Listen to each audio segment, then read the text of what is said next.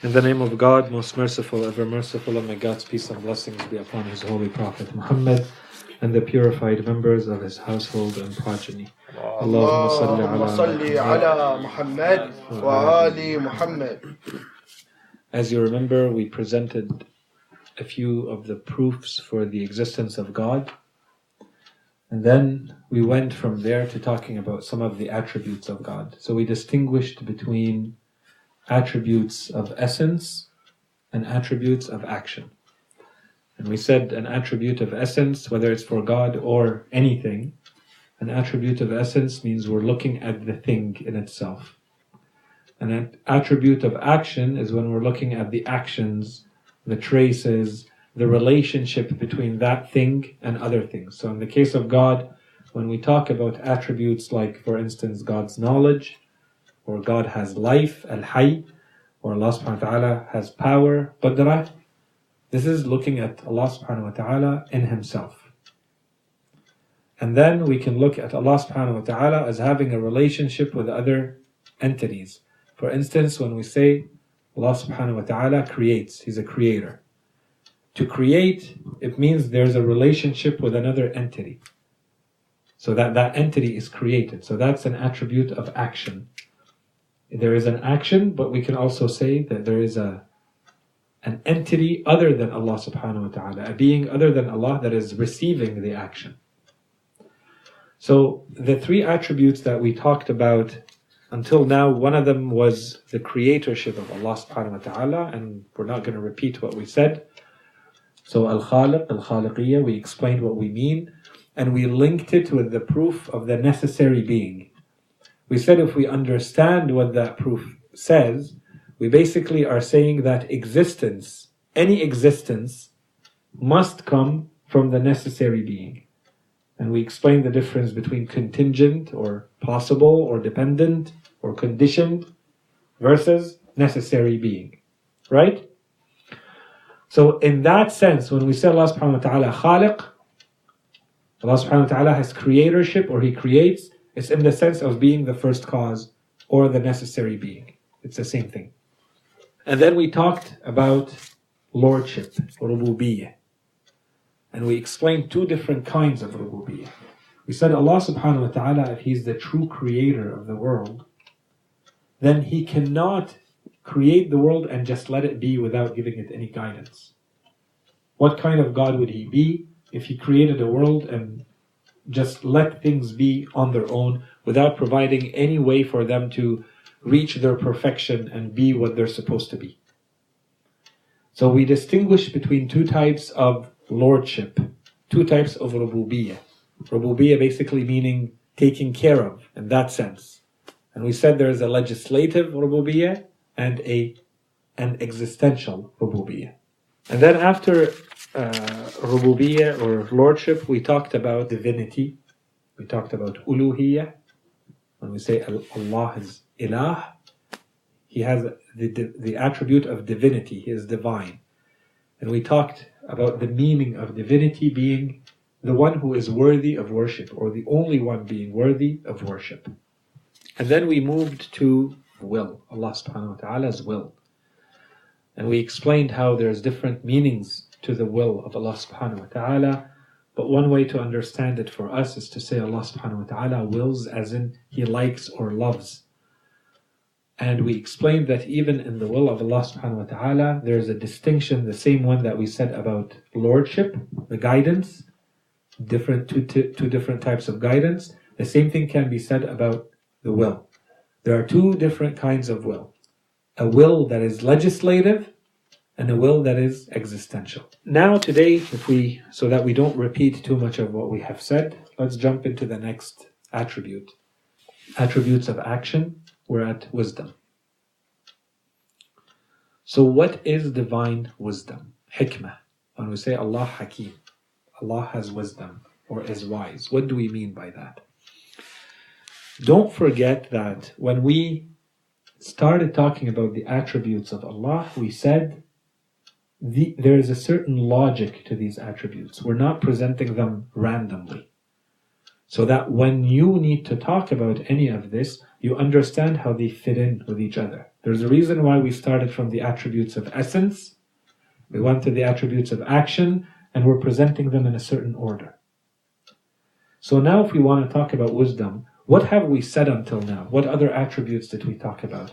We said Allah subhanahu wa ta'ala is a creator. He has creatorship.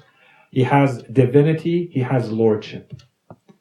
When you look at these attributes, and we said those are the minimum of what a believer has to believe in, to be a believer in the one God, those attributes plus the attributes of essence basically tell us that Allah's power is absolutely unlimited, infinite, absolute when it comes to anything that He's created.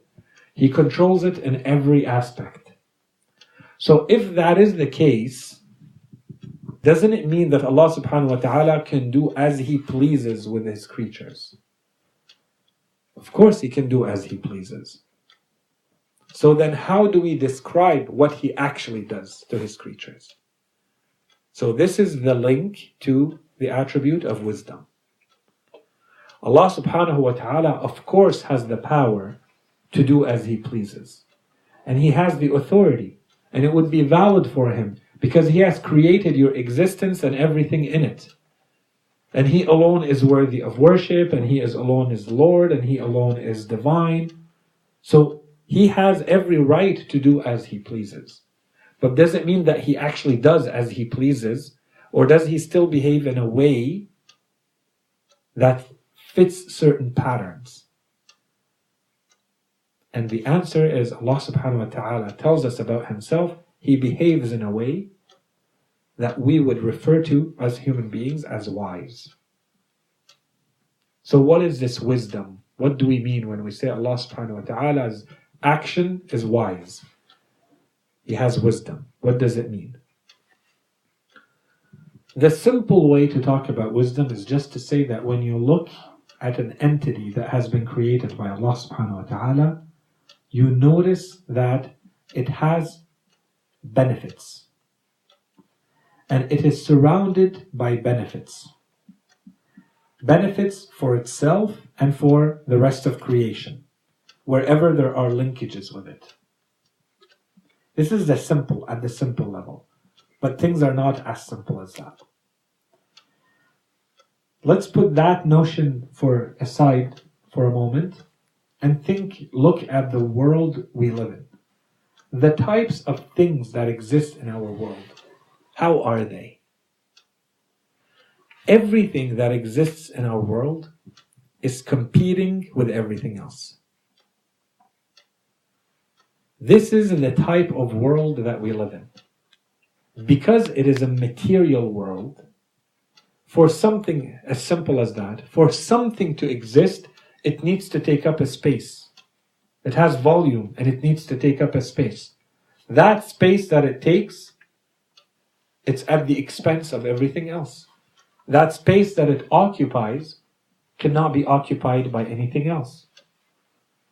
If we're talking about living creatures, the food that exists is not unlimited. They're competing for a fixed amount of food, a fixed amount of air, a fixed amount of water, a fixed amount of wealth and money, a fixed amount of power. Whatever you look at in the world, you see that there is competition for the resources that are available. And the real reason for this is that this is the nature of matter. Matter is not infinite. It cannot be absolute. So anything material is going to have limitations. This is the type of thing it is. Matter is this type of thing. This world that we live in is a world where everything is in competition with everything else. And as we said, the simple examples we can give are, for instance, in the living world, in the animal world, in the plant world, but even in inanimate objects.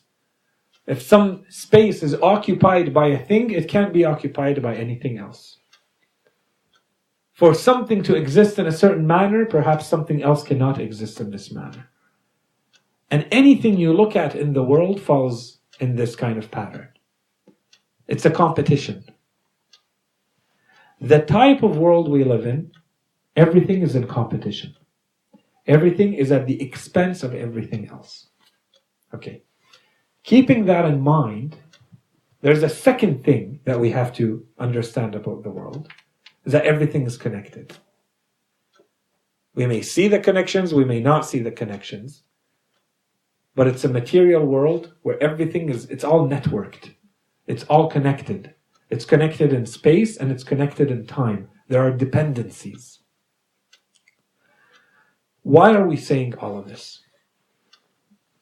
Because it's too simple to try to understand. It doesn't work if we try to understand the attribute of hikmah, if we try to understand the attribute of wisdom of Allah subhanahu wa ta'ala by looking at things in themselves.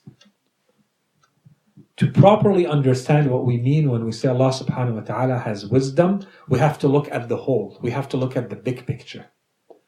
So I can't come and look at one creature, one thing, one being, and I say Allah is not wise. You can't look at one entity. You have to look at the big picture and what role does that entity play in the big picture. And if you know the type of world we live in, the type of world where everything is in competition with each other, then the only alternative left is not that everything is perfect all the time in an absolute sense. That doesn't work. We can't, because we're material. In a material world, this cannot be. So the only other option is to say, we have to maximize the profit.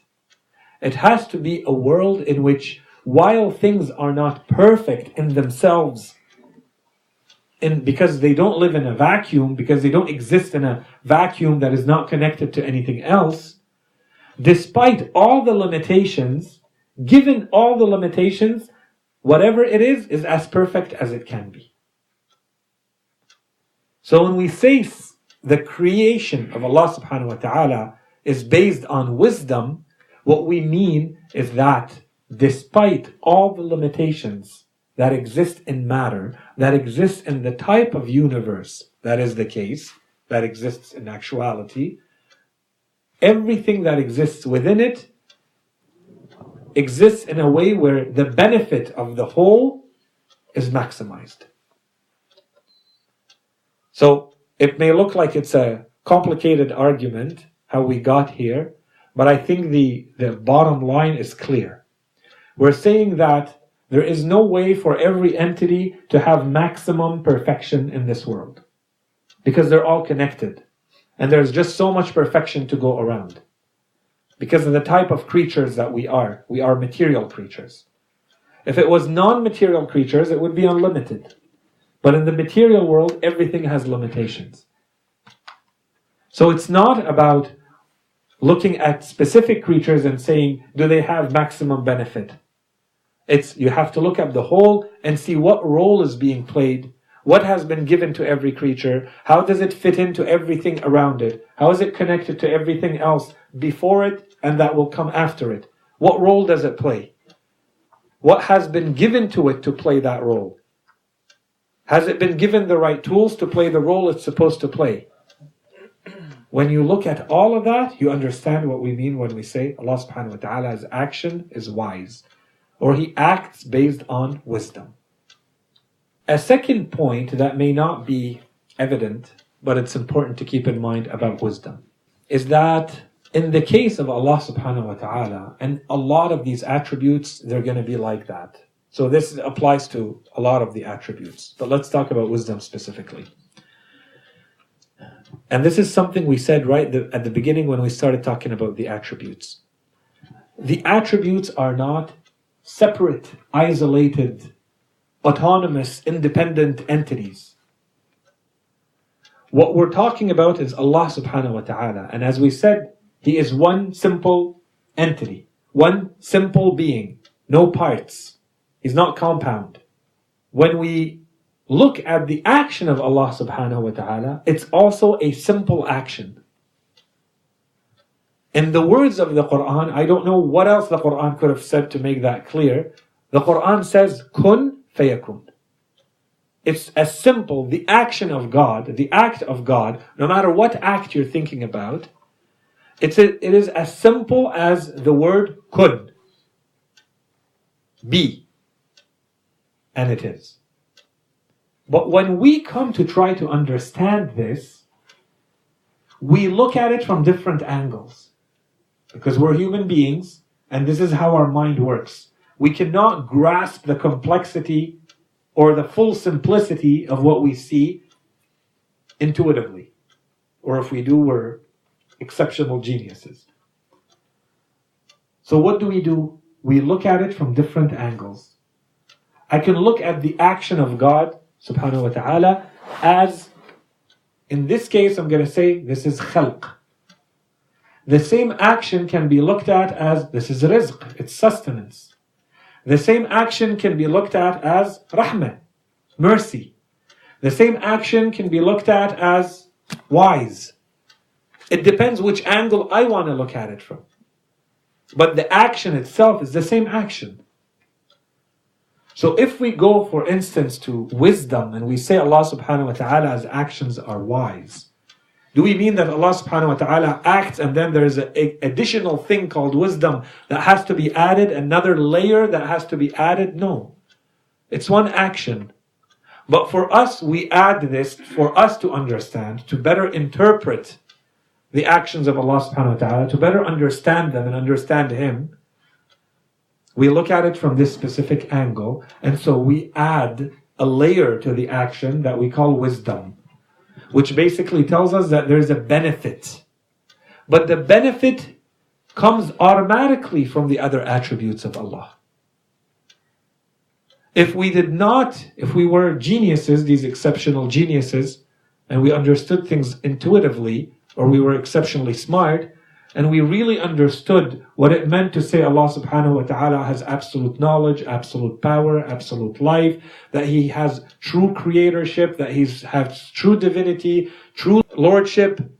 If we understood those, and we say He creates, or He sustains, or He is the Lord of the world, then the wisdom is implied.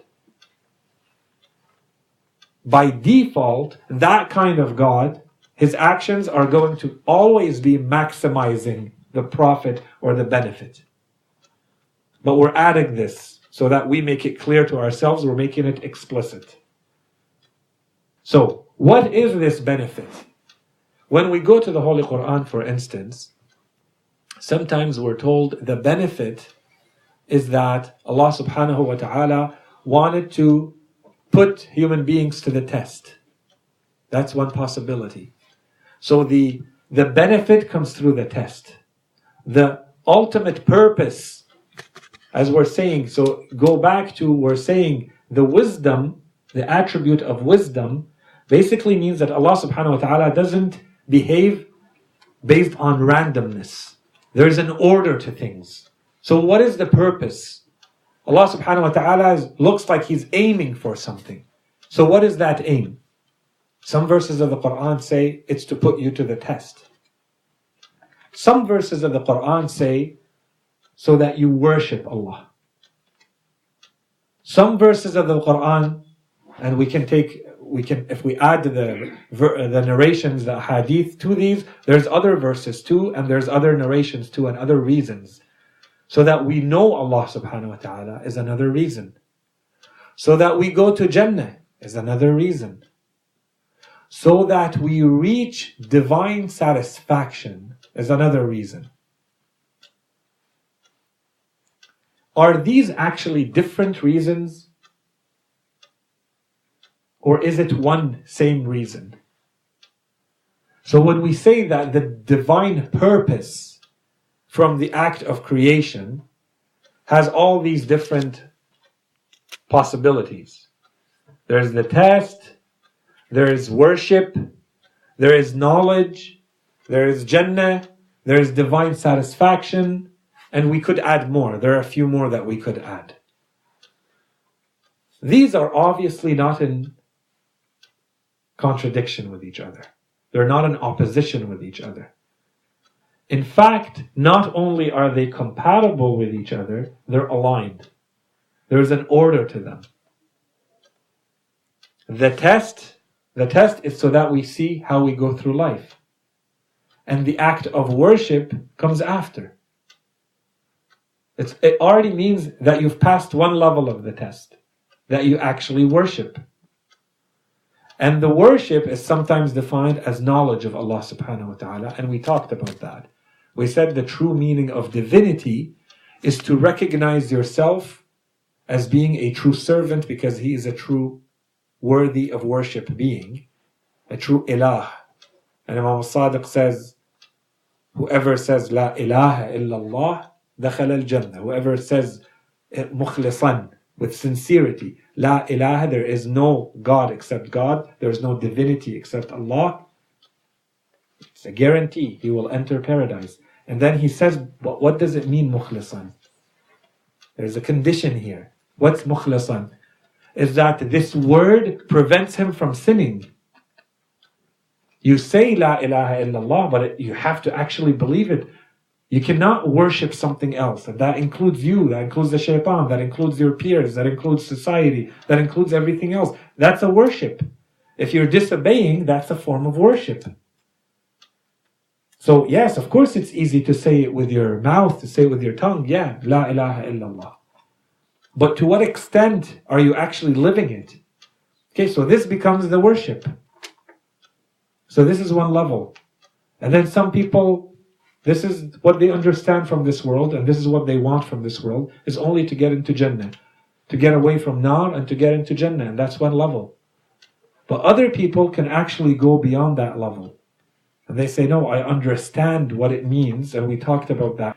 We said, depending on your level of maturity, you're going to aspire to different things. The child aspires at the most to maybe playing and eating candy.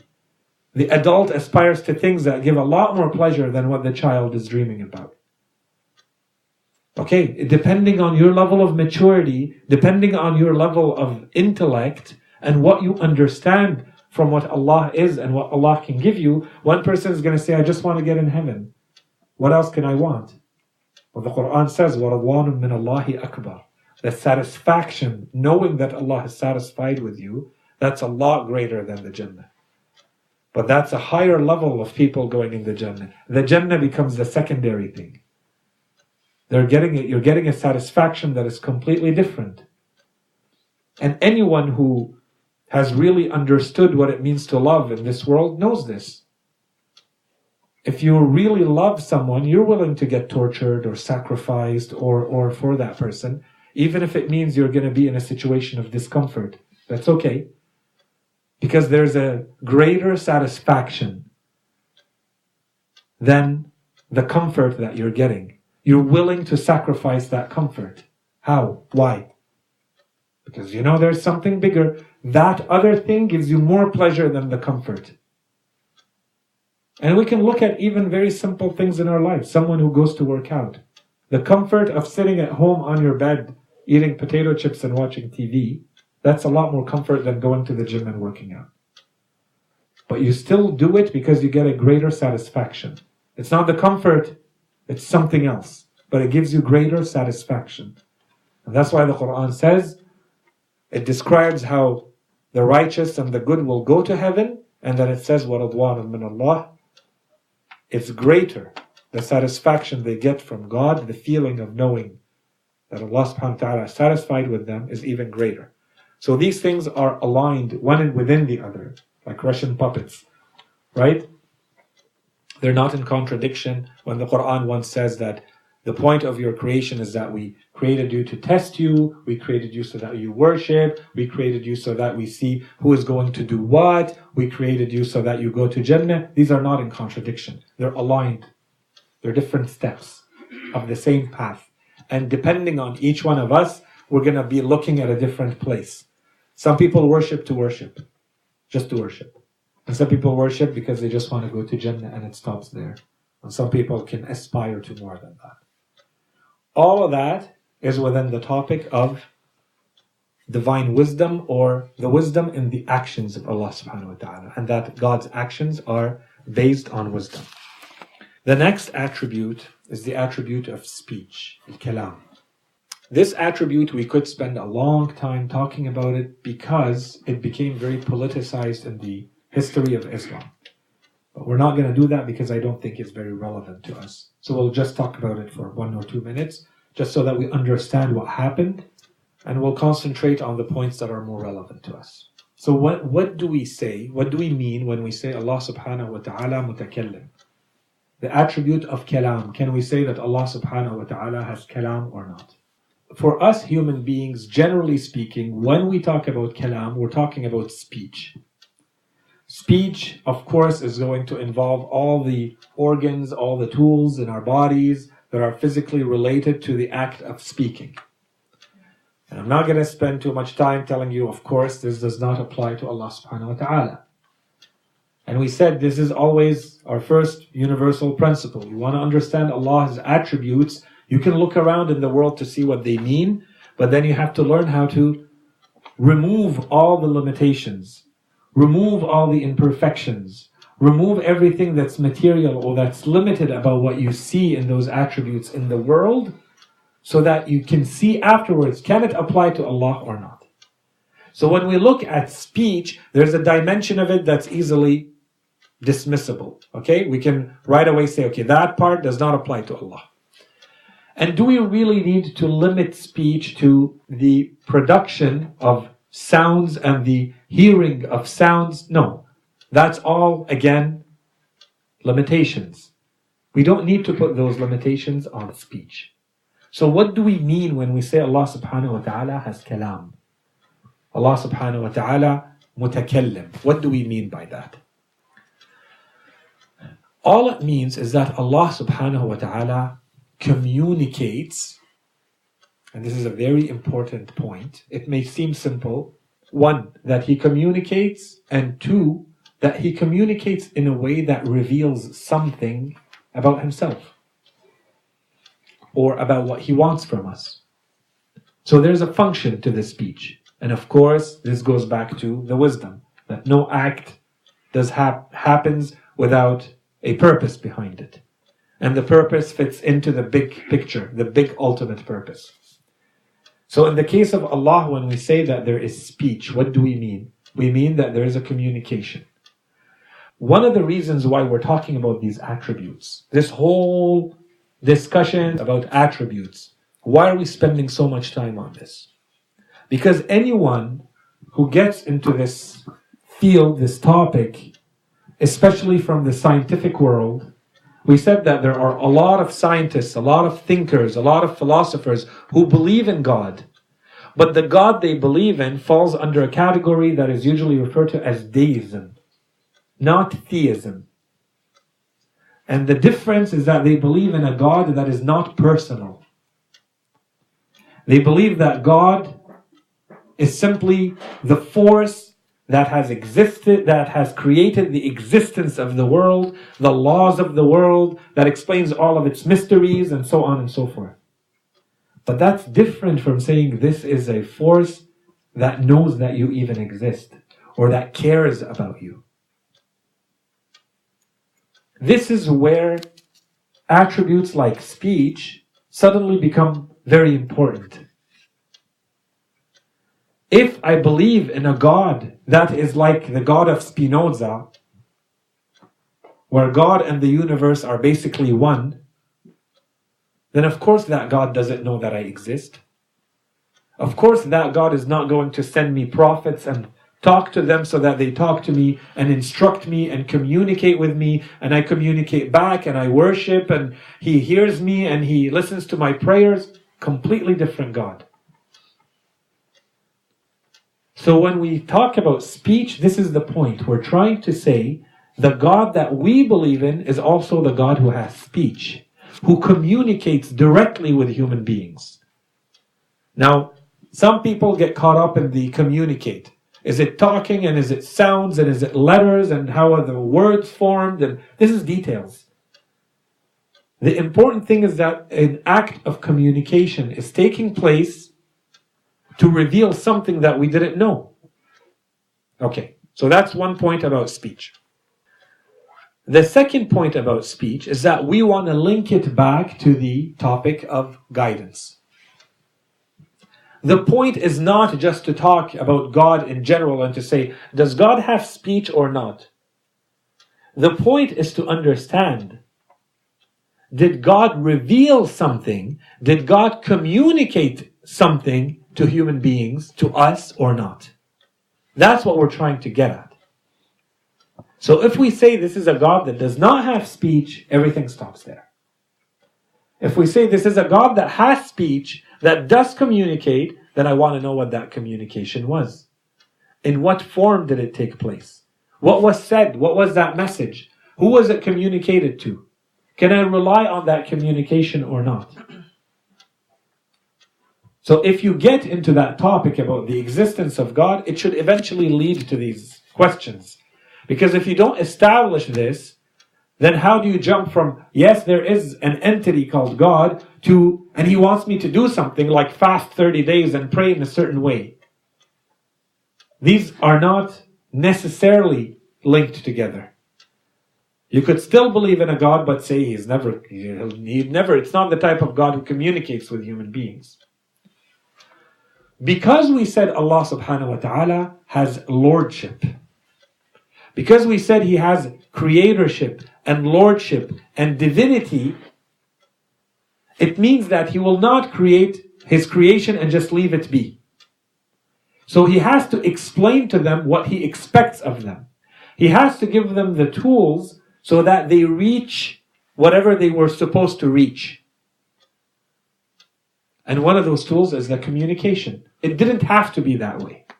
But we live in a world where it is that way. It's not the only means. So we know that Allah subhanahu wa ta'ala gave us other tools. For instance, he gave us reason. He gave us a mind that is capable of distinguishing between right and wrong. He gave us an intuition that recognizes good from evil, beautiful from non-beautiful. All human beings know this and lean towards it. All human beings lean towards the good and the perfect and the beautiful. These are human instincts. Those are not random. They were put in us by God so that we behave in a certain way and live in a certain way. But in addition, we were also given more. And those are the communications that we received. So this is the link between communication and the guidance that we talked about when we talked about the lordship.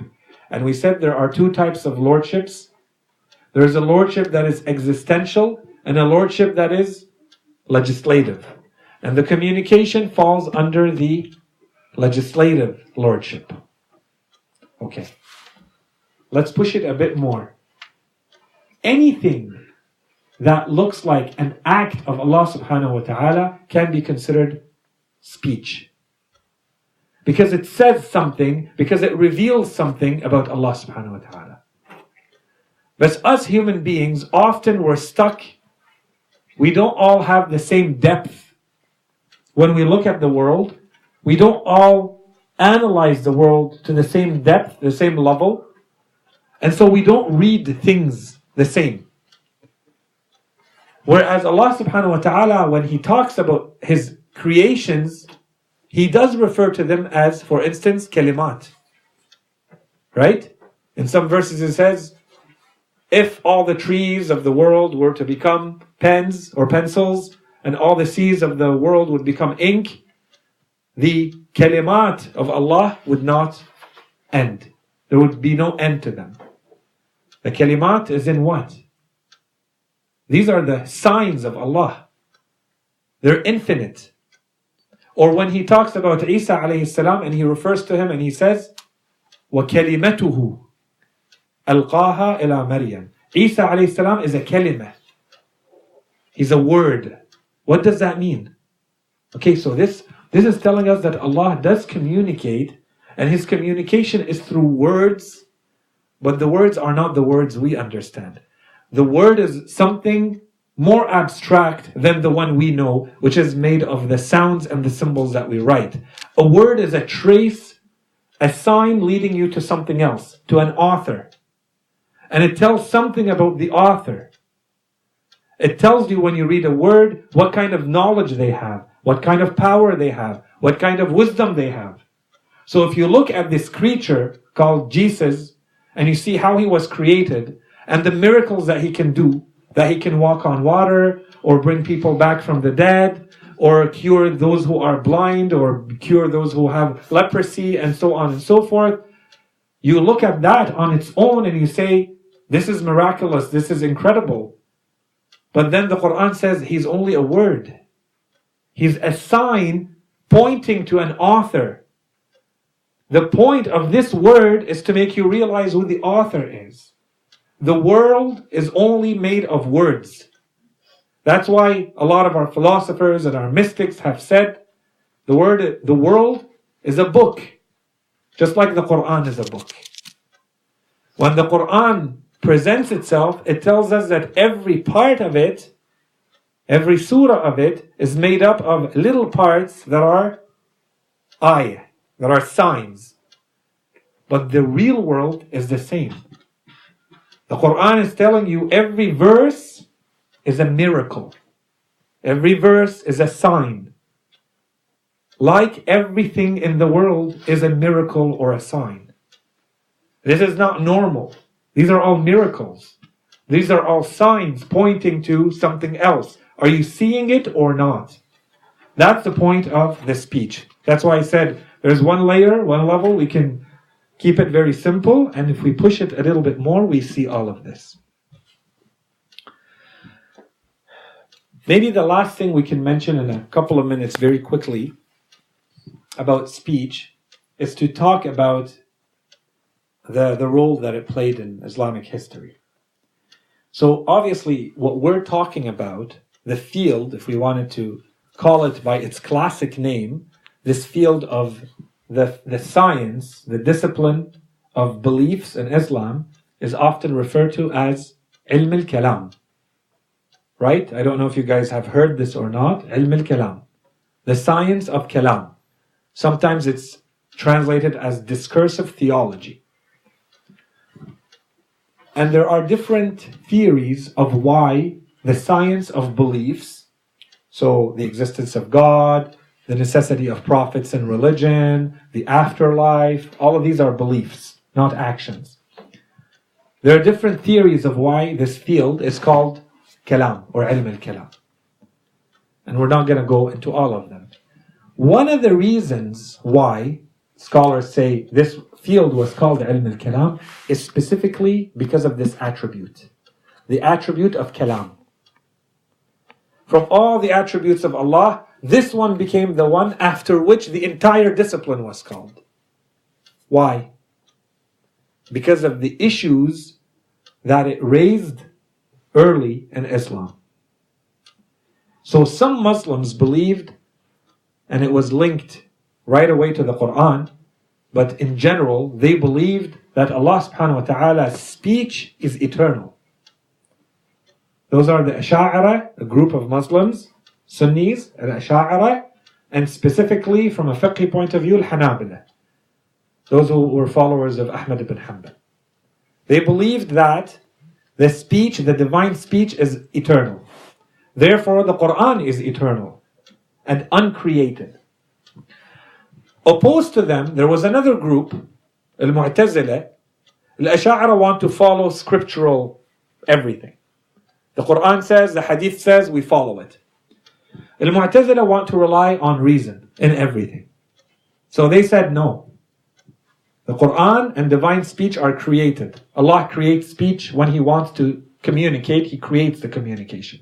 Generally speaking, the Imamiyya, the Shia scholars, were with the Mu'tazila here. They said the Quran is created. The speech, the divine speech is created. It's an act of communication that is created when Allah subhanahu wa ta'ala wants to communicate. What happened is that the politicians in the time of the Abbasiyin, in the time after Imam al-Sadiq, Imam al-Baqir, after Imam al-Baqir, Imam al-Sadiq, Imam al-Kadhim, this is when this started happening all the way to Imam al-Askari. This was a gigantic issue in the Islamic world. So the politicians, the Khalifa of the time, decided to take a position. And he joined one group, Mu'tazila, at the expense of the others. And whoever disputed what the Khalifa believed in were going to be killed. And this lasted for a good century and a half, after which the other Khalifa came and he took the opposite position, and whoever disagreed was going to be killed.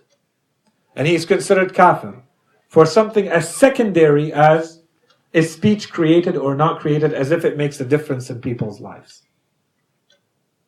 So the point here is not to say, to spend time explaining what happened and how it was politicized. For us, the important thing is to realize that how easy it is for the state, for politicians, to use religion for non-religious purposes.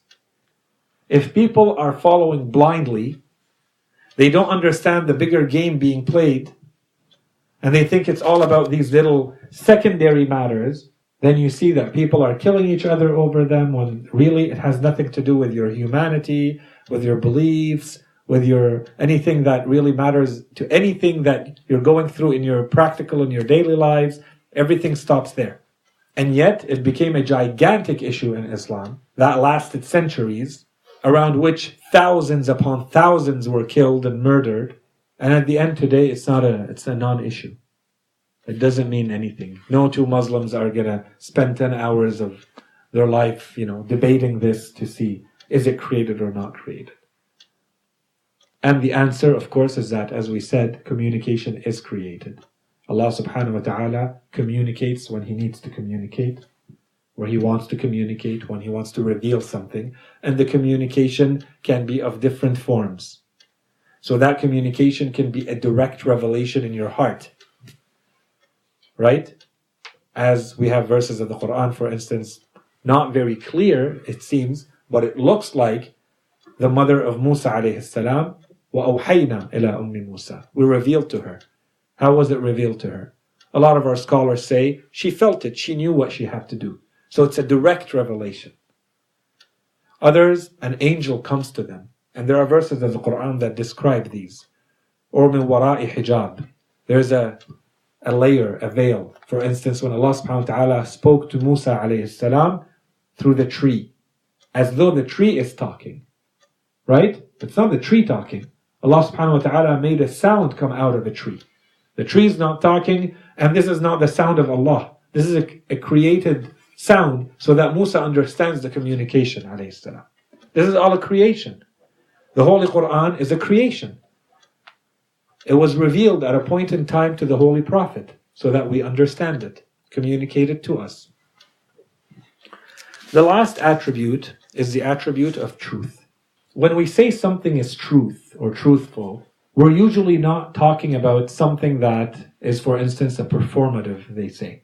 So it's not if I tell you, bring me water, it's not truth or not truth. But if I inform you about something, it can be true or not true. So when we just finish the attribute of speech, the next point we have to resolve is all the speech of Allah truthful or not? And again, the first layer, the first point that we have to get rid of right away, is that does Allah subhanahu wa ta'ala have to be truthful? No, He doesn't. Does He have absolute power? Yes. If we say that He's truthful, does it mean that we're limiting His power? No. Then what does it mean? Justice. And we haven't talked about justice yet. But we did talk when we said about divine wisdom, which is directly related to divine justice. We did say that Allah subhanahu wa ta'ala is telling us the patterns through which He works. He's revealed those to us. And we'll explain why those patterns are the way they are. Very soon, inshallah. Truth is one of the things that Allah subhanahu wa ta'ala explicitly said about Himself. وَمَنْ أَصْدَقُ مِنَ اللَّهِ. Who is more truthful in speech than Allah?